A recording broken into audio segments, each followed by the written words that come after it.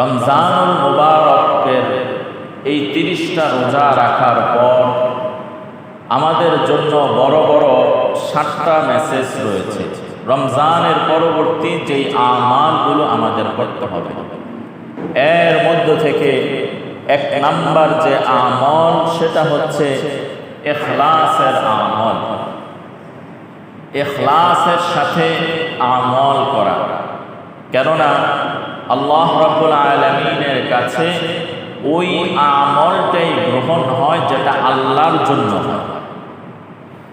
আর আল্লাহ ওই আমল গ্রহণ করেন না যেটা আল্লাহর জন্য হয় না, বরং বান্দার জন্য হয়। অনেক সময় দেখা যায় আমাদের ইবাদতের মধ্যে, আমলের মধ্যে রিয়া চলে আসে, লৌকিকতা চলে আসে, আসে কিনা? উদাহরণস্বরূপ, আমি যদি নামাজ পড়ি তাহলে আমি কিছু না কিছু মানুষের নজরে পড়েই যাই, যে মানুষ আমাকে দেখে বলে লোকটা কি নামাজি। তো আমার এই আমলটা দেখা যায়। আমি যদি হজ করি, হজে ওই সফরে অনেকের সাথে সাক্ষাৎ হয়ে যায়, অথবা নিজ দেশ থেকে যাওয়ার সময় অনেকে কি জেনে যায় অমুকে কোথায় গেছে, হজে গেছে। হজ করে আসার পর এত মহান এক ইবাদত করলাম, এটার মধ্যে লৌকিকতা কি ঢুকে যায়।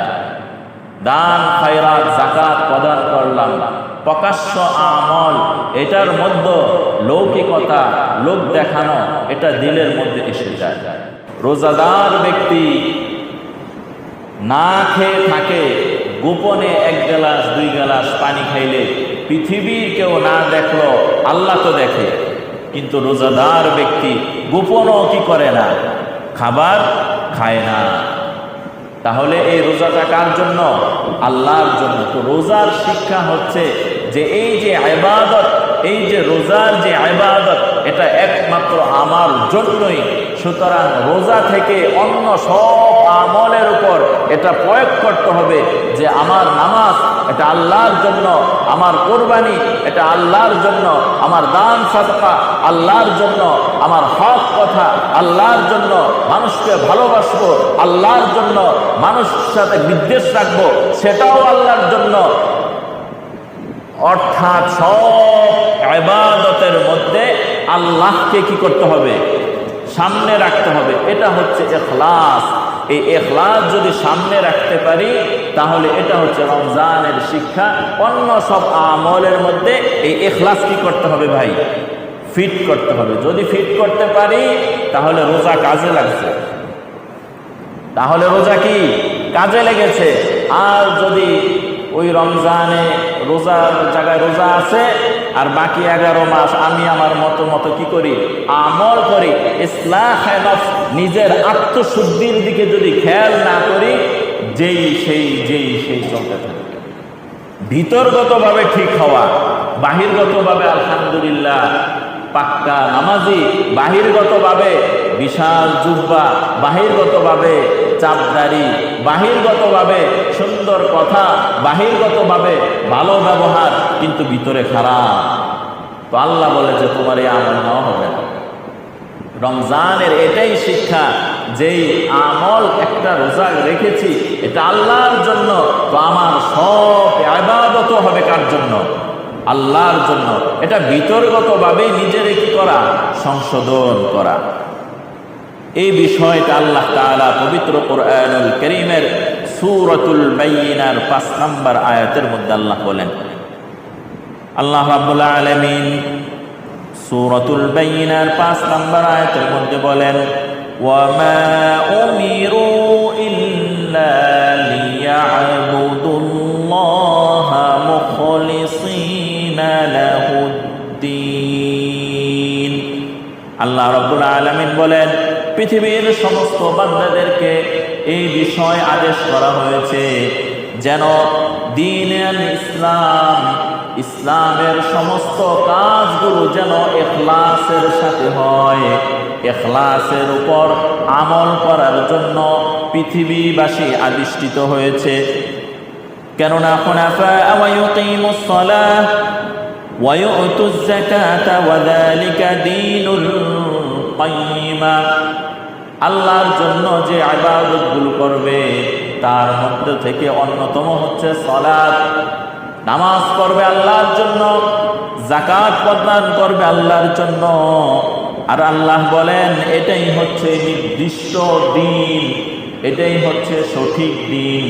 কিন্তু কিছু মানুষ থাকবে যারা আমল করবে আল্লাহর জন্য না, যারা আমল করবে আল্লাহ ব্যতীত অন্যের জন্য, এদের পরিণতির অবস্থা আল্লাহ তাআলা পরের আয়াতের মধ্যে বলেন, ইন্নাল্লাযীনা কাফারু মিন আহলিল কিতাবি ওয়াল মুশরিকিনা ফী নারি জাহান্নামা খালিদিনা ফীহা উলাইকা হুম শাররুল বারিয়া। আল্লাহ রাব্বুল আলামিন বলেন কাফেরদের মধ্য থেকে যারা আহলে কিতাবের মধ্য থেকে ওয়াল মুশরিকিন, যারা মুশরিক, আল্লাহ তাআলার সাথে শিরিক করে এবং যারা অগ্নি পূজা করে, তাদের ঠিকানা হবে ফী নারি জাহান্নাম, তাদের ঠিকানা হবে জাহান্নাম। খালিদিনা ফীহা, তারা চিরদিন সেখানে থাকবে। এদের ফলাফলের কথা আল্লাহ এই আয়াতের শেষের অংশে বলেন, উলাইকা হুম শাররুল বারিয়া, এরা হচ্ছে সৃষ্টিজীবের মধ্য থেকে সবচেয়ে নিকৃষ্টতম সৃষ্টি। নাউজুবিল্লাহ। তাহলে আল্লাহর যত সৃষ্টি রয়েছে সমস্ত সৃষ্টির মধ্য থেকে নিকৃষ্ট কে? যে আল্লাহর সাথে শিরিক করে।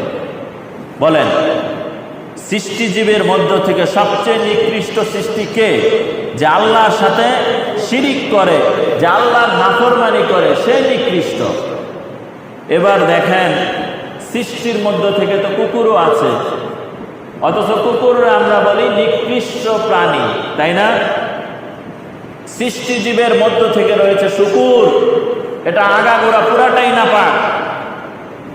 তো আল্লাহ বলছেন শুকুর আর কুকুরের চাইতেও নিকৃষ্ট ওই ব্যক্তি যে আল্লাহর সাথে শিরিক করে, যে সৃষ্টির মধ্য থেকে নিকৃষ্ট।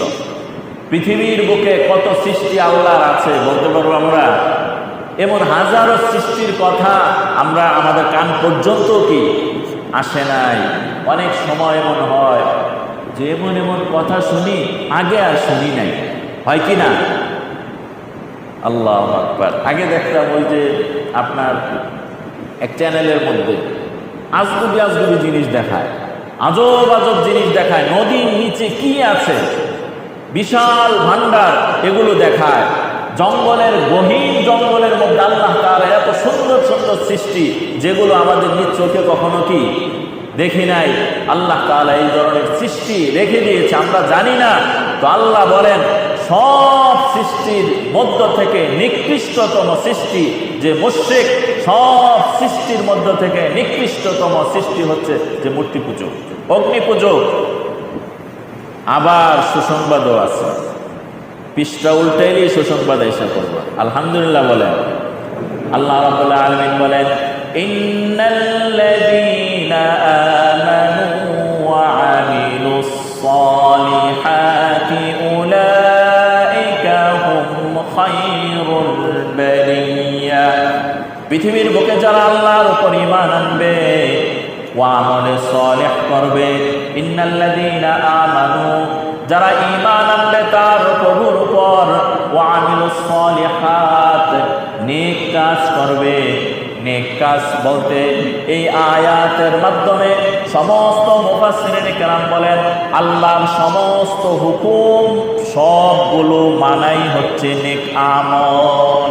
সুবহানাল্লাহ। তাহলে নেক আমল কি?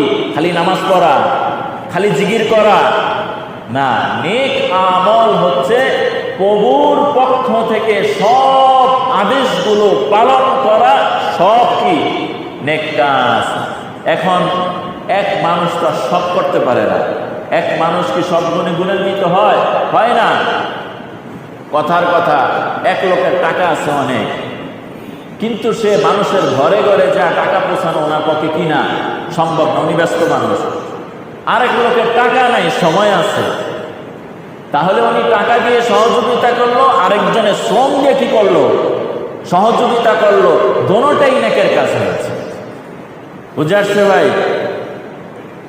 এক লোক 5 ওয়াক্ত নামাজ পড়ে, আওয়াবিন পড়ে, তাশতের নামাজ পড়ে, আগে পরে 12 রাকাতও আদায় করে, আবার শেষ রাতেও উঠে। এই হচ্ছে এক ব্যক্তি। আরেক ব্যক্তি এত কিছু পারে না, 5 ওয়াক্ত নামাজ পড়ে আর নামাজের আগে পরে সুন্নতে মুআক্কাদাগুলো আদায় করে।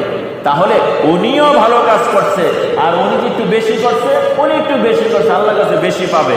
কিন্তু সবগুলোই কি ছিল? ভালো কাজ ছিল। অর্থাৎ আল্লাহর হুকুম যেগুলোর মধ্যে রয়েছে আপনি যদি পালন করেন তো আপনি আমলে সালেহ করেছেন। যেমন মানুষের উপর অন্যায় করা, এটা কি আল্লাহর পক্ষ থেকে আদেশ না নিষেধ? নিষেধ। অন্যের উপর অত্যাচার করা, অন্যের উপর জুলুম করা, এটা আল্লাহর পক্ষ থেকে আদেশ না নিষেধ?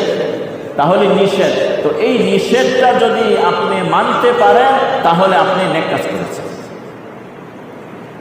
তাহলে আল্লাহর আদেশ আর নিষেধ যদি ফলো করতে পারি তাহলে কোরআনের এই আয়াত অনুযায়ী আপনি আমলে সালেহ করেছেন। এরপর আপনার সম্পর্কে আল্লাহ বলেন, উলাইকা হুম খায়রুল বারিয়া। আল্লাহ পৃথিবীর বুকে যত সৃষ্টি জীব রয়েছে, যত সৃষ্টি রয়েছে, সব সৃষ্টি সমূহের মধ্য থেকে শ্রেষ্ঠতম সৃষ্টি হচ্ছে এই ব্যক্তি। সুবহানাল্লাহ। যে ঈমান এনেছে, আমলে সালেহ করেছে, সৃষ্টিজীবের মধ্য থেকে ইনি কি? শ্রেষ্ঠ। সুবহানাল্লাহ। আগে নিকৃষ্টর কথা বললাম, আর এখন কি?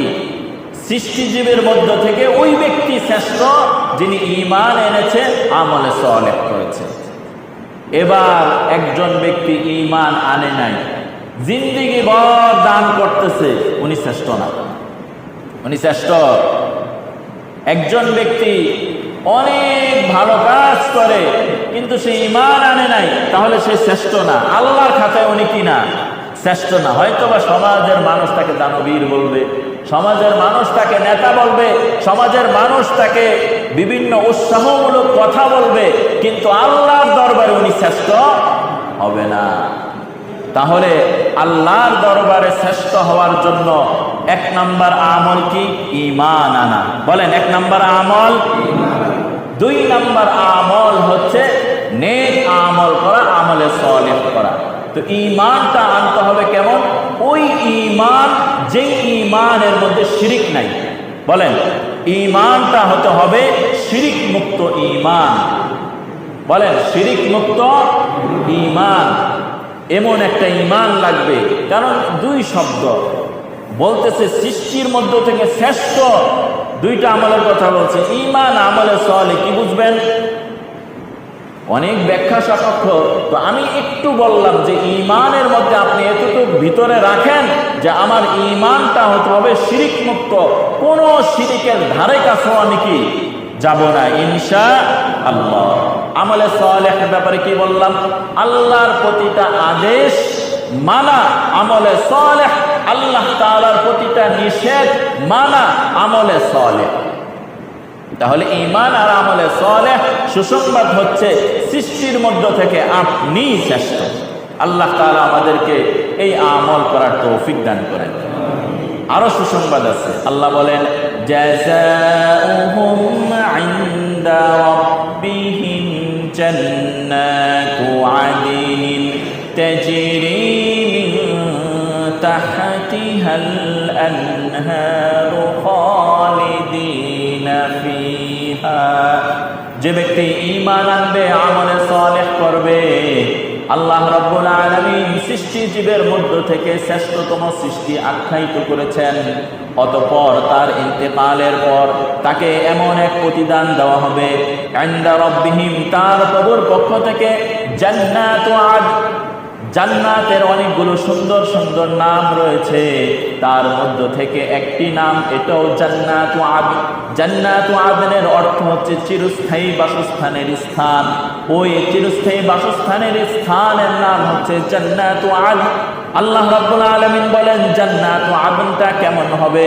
আল্লাহ বলেন, তাজরি মিন তাহতিহাল আনহার, যার পাদদেশ দিয়ে ঝর্ণা প্রবাহিত হতে থাকবে। ওই জান্নাত কেমন হবে? খালিদিনা ফিহা আবাদা। আল্লাহ রাব্বুল আলামিন জান্নাতে আদনের অধিবাসীদেরকে বলবে, ও আমার জান্নাতীরা, তোমরা আজকে ঘোষণা এটা শুনে রাখো, তোমরা চিরস্থায়ী এখানে বসবাস করতে পারবে। আল্লাহ পরে আরেক ঘোষণা দিবেন, রাদিয়াল্লাহু আনহুম ওয়া রাদু আন। আল্লাহ রাব্বুল আলামিন তোমাদের উপর খুশি হয়ে গেছে। আর জান্নাতি লোকগুলো বলবে, আল্লাহ আমরাও আপনার উপর খুশি হয়ে গেলাম। সুবহানাল্লাহ। জান্নাতি লোকদের কথা আল্লাহ বলবে, তোমাদের উপর আমি কি হয়ে গেলাম? খুশি হয়ে গেলাম। আর জান্নাতি লোকগুলো বলবে, আল্লাহ আপনার নিয়ামত পায়া আমরাও কি হয়ে গেলাম? খুশি হয়ে গেলাম। অনেক সময় হয় না, মেহমান যায়, খুব খাতিরদারি করে না, অনেক কিছু খাওয়ায়, যাওয়ার সময় কয় তেমন কিছু কি করতে পারি নাই। আবার যিনি চলে যাচ্ছে মেহমান, উনি ভালো করতে পারেন না, এটা বলে না না না না, খুব ভালো সমাদর করেছেন, আপনার আপ্যায়নে আমি কি খুব খুশি, অনেক প্রশংসা করে দেয়।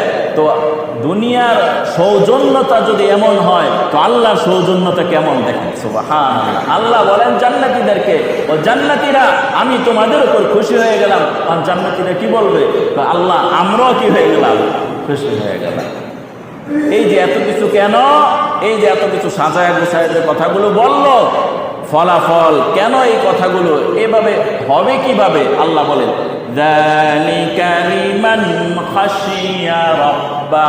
এই সব কিছু অর্জিত হয়েছে তোমরা আল্লাহকে ভয় করার কারণে। সুবহানাল্লাহ। তাহলে যে ব্যক্তি আল্লাহকে ভয় করবে তার জন্য এই কাজগুলো কি সহজ। আর আল্লাহর ভয় যদি দিলের মধ্যে না থাকে, আমি তো প্রায় বলি, পুরা কোরআন বাইটা খাওয়াইগুলো কি হবে না, কাজ হবে না। আল্লাহ রাব্বুল আলামিন আমাদেরকে সে তৌফিক দান করেন। তাহলে ইখলাসের কথা বলছিলাম যে রমজানের পর আমাদের যে করণীয় কাজ, এর মধ্য থেকে রমজানের অন্যতম একটা শিক্ষা আমাদের জন্য মেসেজ হচ্ছে ইখলাসের সাথে চলা, ইখলাসের সাথে আমলটা ইখলাসের সাথে হওয়া। এই ব্যাপারে কোরআনের সূরাতুল বাইয়িনার 5 থেকে নিয়ে 8 নম্বর আয়াত পর্যন্ত শুনাইলাম।